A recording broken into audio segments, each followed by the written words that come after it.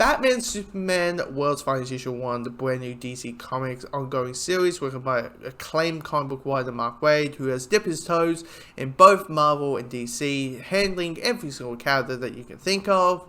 So when they announced that, hey, he's going to do a World's Finest book, a Batman Superman book, we got easy aside. Now, of course, people were going to pick this one up. I picked this one up. Why?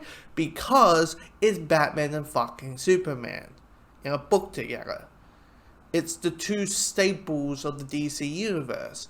It's the two out of the four, okay, maybe five characters that's keeping the flipping company together.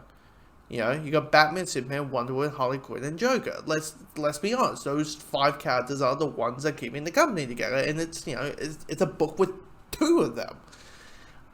And it's always interesting with World's Finest because you got, when your most popular character and the one that, like, we got a brand new series and it's with this character who's known for being Mr. Dark and Broody, whose villains are mostly mobsters and serial killers, who lives in a cesspool of a city, and whose whole thing is to stare the living shit out of criminals. The cowardly and the superstitious. Let them piss in their pants and say, oh my god, it's the Batman. Meanwhile, you got Superman, who's kind of the opposite. Kind of, heavily the opposite. You know, he's all about optimism, seeing the good in people, able to, you know, he's the person you want to look up to and you know, able to have that sort of, that type of personality, that certain person who just does the right thing with no agenda behind it type of character. And Metropolis is not accessible. It's bright, it's colorful, it's, you know, it's full of sunshine. There's never a drip of rain in Metropolis. If there is, it's, you know, Superman might just go, you know, freeze breath and just let it, you know, rain for a couple of days and, you know, all that.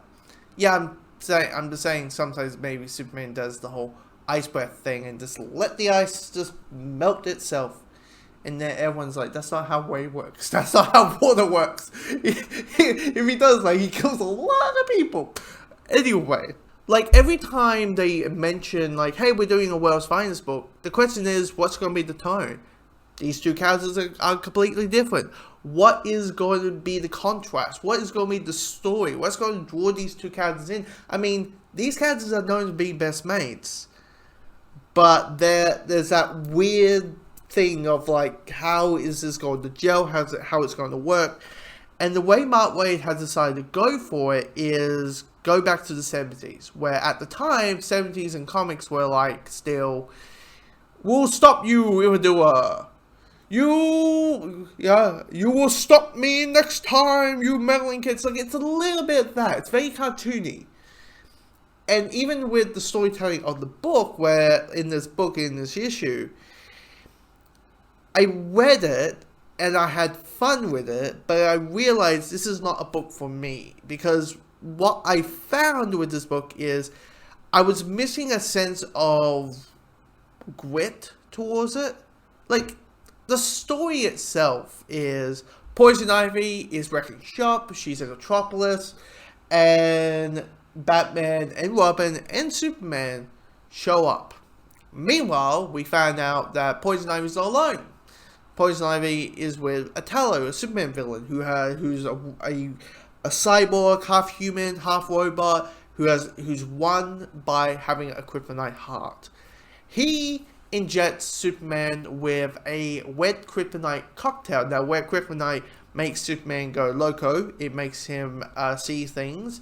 It makes him feel in pain. He feels and sees and hears things that are not there. So having a cocktail that he's seeing General Zod. He's going loco. He's using his powers left, right, and center, thinking Lex Luthor's there. Like, it's all of these things. And the Doom Patrol shows I'm trying to help. First time me ever reading Doom Patrol, because the only experience I have with Doom Patrol is the show, which I haven't finished watching the 3rd season, and I fucking love Doom Patrol. I fucking love it. Anyway, I love that show. Anyway, but even with a story like that, for me, it just felt so super frenzy and so throwbacky to the point that someone who's so used to modern telling, where you can tell it's kind of inspired by the DC. You know what it is? I'm so used to comic books feeling like DC Comics feeling like the DCAU, and this feels like Super Friends for me. It does feel a little bit of, I'll get you next time, be able to do it. Like, even how Penguin talks. Penguin talks in this, and he's doing the grrr, grrr. He's doing the cracking noises, because again, he's the Penguin. Even though I do love Robin. Robin in this is very cool. And Dick Grayson's wearing he's wearing the little, the old Robin outfit. So it kind of, once again, shows that this is a throwback, ongoing series, and it's just you realize it's not for me. But again, I love Robin where he says, like, because Robin's captured and Batman and Superman says Robin, and Penguin's like, oh, you won't stop me, Batman. And Robin, Jesus, we were just having a conversation, dude. Like, I'm here, hello. Like, how, like, comedically, how people just mention Batman and Robin's just like always missing. It's like, come on, I'm here. Anyway, so you have that little humor and all that, but it's just, it never really clicked with me with the story. It never really clicked with the tone. I think a lot of people are gonna like it if they like the Super Friends, if they grew up, maybe they were around in the 70s and the 60s where it was like that, and it was a good way to have it. It's just, I just feel like it needed a little bit more grit and a little bit more substance here. And yeah, it's just, I know people were looking forward to it. I was looking forward to it. I think the last really good Batman Superman book I read was, remember when, like, Rebirth started and they did Trinity with, like, the Batman Superman Wonder Woman book? I read that first one, which had Poison Ivy as the villain. I bloody love that first volume.